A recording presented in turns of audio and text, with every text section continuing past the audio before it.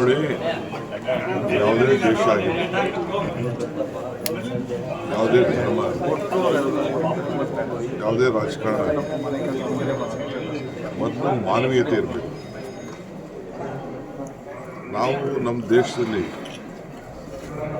ಯಾರೇ ಹಿಂದೆ ಸರಪಳಿಯಾಗಿ ಕಟ್ಟಾಗ್ತದಲ್ಲ, ನಮ್ಮ ತಾಲೂಕಲ್ಲೇ ಹಿಂದೆ ಗ್ರನೈಟ್ ಮತ್ತು ಬೇರೆ ಬೇರೆ ಕಡೆ ಈ ಕೂಲಿಗಾರರಿಗೆ ಈ ರೀತಿ ಸರಪಳಿ ಮಾಡ್ತಿದ್ದನ್ನು ನಾವೆಲ್ಲ ನೋಡಿದ್ದೇವೆ.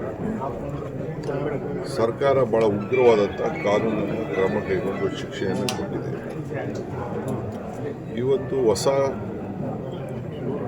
ಭಾಳ ವಿಭಿನ್ನವಾದಂಥ ಜಾಗೃತಿ ತಿಳುವಳಿಕೆ ಇರೋಂಥ ದೇಶಗಳಲ್ಲಿ ಈ ರೀತಿ ಆಗಿದೆ ಅಂತ ಮಾಹಿತಿ ಪಡೆದಿದ್ದೇನೆ. ಅದೆಷ್ಟು ನಿಜನ ಸುಳ್ಳು ನನಗೆ ಗೊತ್ತಿಲ್ಲ. ಈಗ ತಾನೇ ಬೆಳಗ್ಗೆ ನಾನು ಪೇಪರಲ್ಲೂ ಕೂಡ ಫೋಟೋಗ್ರಾಫ್ಸ್ನ ನಾನು ನೋಡ್ತಾ ಇದ್ದೆ. ಆಮೇಲೆ ಅದು ಯಾರು ಹೇಳ್ಕೊಂಡಿರೋದು ಕೂಡ ನಾನು ಗಮನಿಸಿದ್ದೇನೆ. ಸೊ ಇದು ಖಂಡನೀಯ. ಏನು ಮಾಡೋಕ್ಕಾಗ್ತದೆ? ಆಯಿತು, 4 ದಿನ ಎಕ್ಸ್ಟೆಂಡ್ ಆಗಿದೆ, ಅದಕ್ಕೇನು ಶಿಕ್ಷೆ ಕೊಡಬೇಕು. ಅದು ಬಿಟ್ಟು ಈ ರೀತಿ ಸರಪಳಿ ಹಾಕಿ ಕೈದಿಗಳ ಥರ ಓಡೋಗ್ಬಿಡ್ತಾರೆ ಅಂತ ಅಂದ್ಬಿಟ್ಟು ಯಾವ ಉದ್ದೇಶದಿಂದ ಅದು ಯಾರು ಒಪ್ಪಲಿಕ್ಕೆ ಸಾಧ್ಯ ಇಲ್ಲ. ಮಾನವ ಕುಲಕ್ಕೆ ಒಂದು ದೊಡ್ಡ ಗೌರವ ಅಂತ ನಾನು ಸರ್, ಈಗ ಗ್ಯಾರಂಟಿ ಆರ್ಥಿಕ ಹೊರೆ ನಡುವೆ ಕೂಡ ಬಜೆಟ್ಗೆ ತಯಾರಿ ನಡೀತಿದೆ. ನೋಡಪ್ಪ, ಯಾರು ಹೇಳಿದ್ದು ಆರ್ಥಿಕ ಹೊರೆ ಅಂತ? ಇದು ಜನರ ಬದುಕಿಗೆ ನಾವು ಕೊಟ್ಟಂಥ ಒಂದು ಶಕ್ತಿ. ನಿಮ್ಮೆಲ್ಲರಿಗೂ ಕೂಡ ಆರ್ಥಿಕ ಹೊರೆ ಆಗ್ತಿತ್ತು. ಅದಕ್ಕೆ ನಿಮಗೆ ಉಚಿತವಾಗಿ ಬೆಳಕು ಮನೆಯಲ್ಲಿ, ಊಟ ಮನೆಯಲ್ಲಿ, ಹೆಣ್ಮಕ್ಳಿಗೋಸ್ಕರ ಮನೆಯನ್ನು ಸಂಸಾರ ನಡೆಸಲಿಕ್ಕೆ ಹಣ, ಯುವಕರಿಗೆ ಉದ್ಯೋಗ ಇಲ್ಲದೆ ಇದ್ದವ್ರಿಗೆ, ಪ್ರವಾಸ ಮಾಡೋರಿಗೆ, ಕೆಲಸಕ್ಕೆ ಹೋಗೋರಿಗೆ ಎಲ್ಲ ಸಹಾಯ ಆಗಬೇಕು ಅಂತೇಳಿ ನಾವು 5 ಗ್ಯಾರಂಟಿಗಳನ್ನು ಕೊಟ್ಟು ಜನರ ಬದುಕನ್ನು ಪ್ರತಿ ತಾಲೂಕಿಗೆ ಪ್ರತಿ ತಿಂಗಳು 250 ಕೋಟಿ ರೂಪಾಯಿ ಅಷ್ಟು ಹಣ ತಲುಪೋ ರೀತಿಯಲ್ಲಿ ಮಾಡಿಕೊಂಡು ನಾವು ಬಂದಿದ್ದೀವಿ. ಒಟ್ಟು 56,000 ಕೋಟಿ ರೂಪಾಯಿ ತಲುಪ್ತಾ ಇದ್ದೀವಿ. ಇದು ಯಾರಿಗೋಸ್ಕರ? ಜನರ ಬದುಕಿಗೋಸ್ಕರ. ಫಸ್ಟು ಜೀವ ಇದ್ದರೆ ಜೀವನ ನಡೆಸ್ಬೇಕು. ಫಸ್ಟು ಜೀವ ಇರಬೇಕು, ಜೀವ ಉಳಿಸ್ಬೇಕಲ್ಲ ನಾವು, ಆಮೇಲೆ ಮಿಕ್ಕಿದ್ದಲ್ಲ. ಜೀವನನೇ ಇಲ್ಲದೆ ಏನು?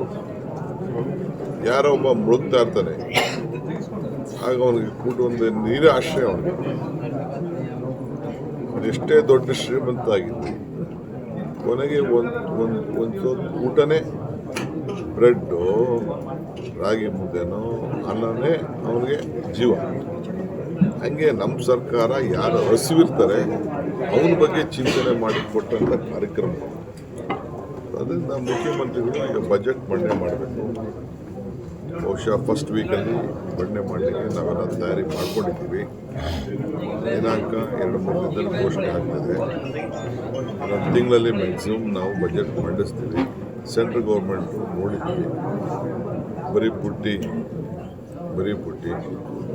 ದೇವೇಗೌಡ ಆಗಲಿ, ಕುಮಾರಸ್ವಾಮಿ ಆಗಲಿ, ಪ್ರಹ್ಲಾದ್ ಜೋಶಿ ಆಗಲಿ, ಶೋಭಾ ಆಗಲಿ, ಯಾರೇ ಮಂತ್ರಿಗಳು MP ಗಳು ಇವತ್ತು ಒಂದು ಚಕ್ರ ಇರಲಿಲ್ಲ, ಒಂದು ಅನುಮತಿ ಕೊಡಲಿಲ್ಲ.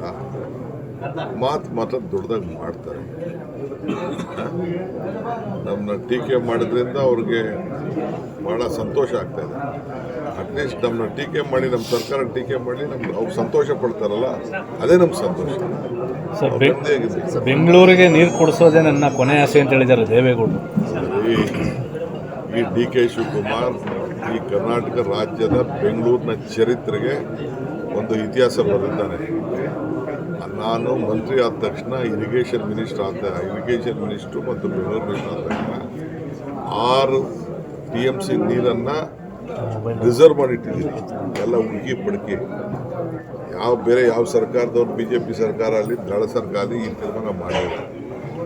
ನಿಂತೋಗಿದ್ದಂಥದ್ದನ್ನ ಹೋಗಿ ತೊರೆಕಾಟಿನಹಳ್ಳಿಲಿ ನೀರು ತಂದು, ಏನು ಒಂದು ನಮ್ಮ 110 ಹಳ್ಳಿ ಇತ್ತು, ಆ ಹಳ್ಳಿಗಳಿಗೆ ನೀರು ಕೊಡಬೇಕು ಅಂತ ನೀರನ್ನ ಒಡಿಸಿದ್ದೀನಿ.